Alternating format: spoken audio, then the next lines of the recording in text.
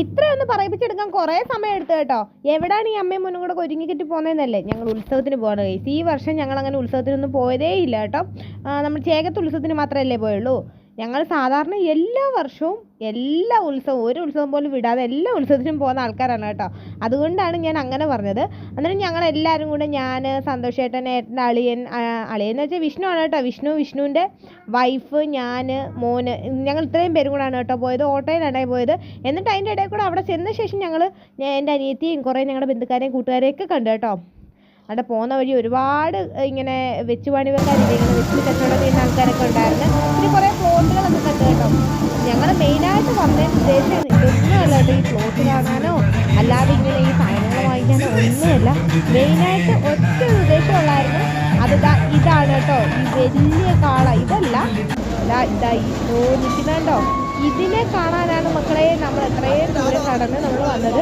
ഇതെന്ന് വെച്ചാൽ ഏകദേശം ഒരു 40-45 അടി എങ്ങാണ്ടുള്ള ഒരു നന്ദികേശൻ്റെ ഇരട്ടക്കാള രൂപമാണ് കേട്ടോ.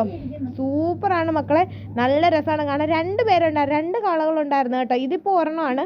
ഇതുപോലെ ഒരെണ്ണം കൂടെ ഉണ്ടായിരുന്നു. ഒരെണ്ണം ഞങ്ങൾ കണ്ടു. ഹെലിക്യാമ്പിനകത്താണ് കേട്ടോ ആ കാളയുടെ പേര് ഇങ്ങനെ തൂക്കിയിട്ടുകൊണ്ട് പോയത്. ചക്കിട്ട നന്ദികേശൻ എന്നാണ് കേട്ടോ ഇതിൻ്റെ പേര്, ഈ കാളയുടെ പേര് കേട്ടോ. സാധാരണ കാളകളുടെ ഫ്രണ്ടിൽ ഇങ്ങനെ എഴുതി തൂക്കിയിടത്തില്ലേ, ഇത് വെറൈറ്റിക്ക് വേണ്ടിയിട്ട് അവർ ഇങ്ങനെ ഹെലിക്യാമ്പിനകത്ത് നല്ല സൂപ്പറായിരുന്നു, നല്ല രസമായിരുന്നു കേട്ടോ കാണാൻ.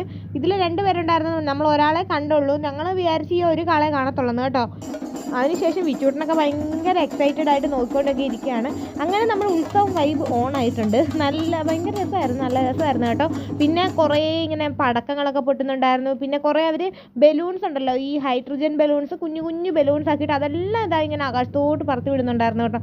ഞാൻ വിചാരിക്കായിരുന്നു ഇതെല്ലാം ഒരു നൂലിനകത്ത് കെട്ടി ഇങ്ങനെ ഇട്ടിരുന്നായിരുന്നു, നല്ല രസമായിരുന്നു എന്നെ കാണാൻ. എന്നിട്ട് ഞാനും എൻ്റെ അനിയത്തി എല്ലാവരും കൂടെ അവിടെ ഇങ്ങനെ നിൽക്കുകയാണ്. എന്നിട്ട് ചെറിയ പാട്ടൊക്കെ കേൾക്കുന്നുണ്ടായിരുന്നു. എന്നിട്ട് അതിനൊക്കെ അനുസരിച്ച് ഭയങ്കര വൈബായിരുന്നു. പിന്നെ കുറേ നേരം ഇങ്ങനെ അവിടെ ഇവിടെയൊക്കെ നിന്ന് താങ്ങി തൂങ്ങിയൊക്കെ നിന്ന ശേഷം ഞങ്ങൾ തിരിച്ച് പോകുവാണ് കേട്ടോ. അന്നേരം പോകാൻ നേരം ആയപ്പോഴത്തേക്കും ഞങ്ങൾ എന്തെങ്കിൽ ഒരു ഇത് വാങ്ങിച്ച്, ബോംബെ പൂട വാങ്ങിച്ചു കേട്ടോ. 30 രൂപയാണ് കേട്ടോ. പിന്നെ അവിടെ 2 ആനകളുണ്ടായിരുന്നു. നമ്മളിങ്ങനെ കയറുന്ന ഭാഗത്താണ്. ഞങ്ങൾ സത്യത്തിൽ ബാക്ക് ഭാഗത്തൂടാണ് കേട്ടോ. അവിടെ ഇറങ്ങിയിട്ട് ഒരു കടയിൽ കയറിയിട്ടുണ്ടായിരുന്നു. അന്നേരം ഏട്ടൻ്റെ അനിയെ വിളിച്ചിട്ടുണ്ടായിരുന്നു. എന്തിനാന്ന് വെച്ച് കഴിഞ്ഞാൽ ഇവനെ പേടിപ്പിക്കാൻ വേണ്ടിയിട്ട് കേട്ടോ. ഏട്ടനെ ഭയങ്കര പേടിയാണ്. അന്നേരം ഇത്രയേ ഉള്ളൂ. ഇത് കഴിച്ചിട്ട് നമ്മൾ വീട്ടിലോട്ട് പോയി, അത്രയേ ഉള്ളൂ. ടാറ്റാ.